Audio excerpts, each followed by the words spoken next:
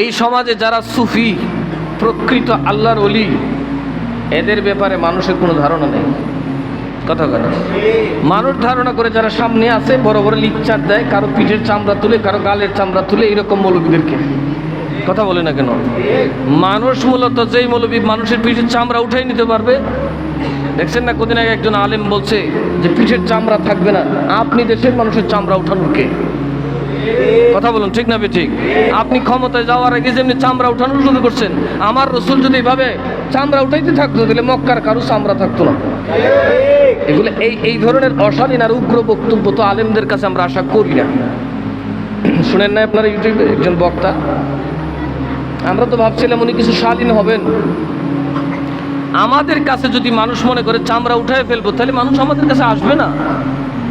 আচ্ছা, মানুষ হরিণ পুষে না, খায়, তারপরে আদর করে। বাঘ কেউ পালেনি, কথা কেন? আচ্ছা, একটা জনশ্রুতি আছে যে বাঘের নাকি মারার পরে হাড্ডি পাওয়া যায় না। বাঘ মারার পরে কি পাওয়া যায় না? হাড্ডি পাওয়া যায় না। তো আমি এটা নিয়ে চিন্তা করলাম, এটার কারণ কি? তখন একজনের ব্যাখ্যা দিল, হাড্ডি না পাওয়া যায় এটার একটা কারণ হলে শুনেন, বাঘের যখন মানুষ ফিটায়, বেহুশ ফিটা দেয়।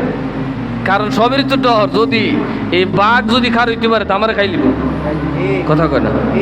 এই জন্যে মানুষ বাঘ হইলে বাঘের মজা যেমন আছে, ফিটাও কিন্তু ডাট আছে, হাড্ডি রাখবে না। কথা বলে না?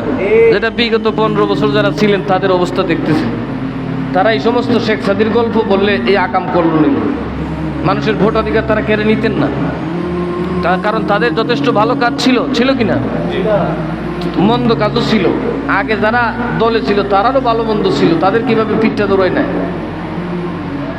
বাঘ হয়ে যাবেন, মনে রাখবেন আপনার পিঠের হাড্ডিও থাকবে না। কারা ভাঙবে তাও কিন্তু আপনি টের পাবেন না, কারণ গণফিডার কোনো হিসাব কিতাব নাই।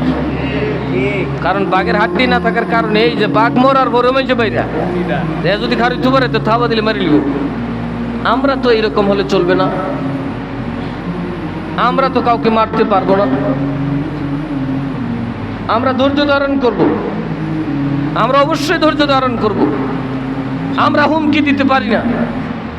এদেশে যে আমার শত্রু হোক, সে আমার কাছে সবচেয়ে নিরাপদ।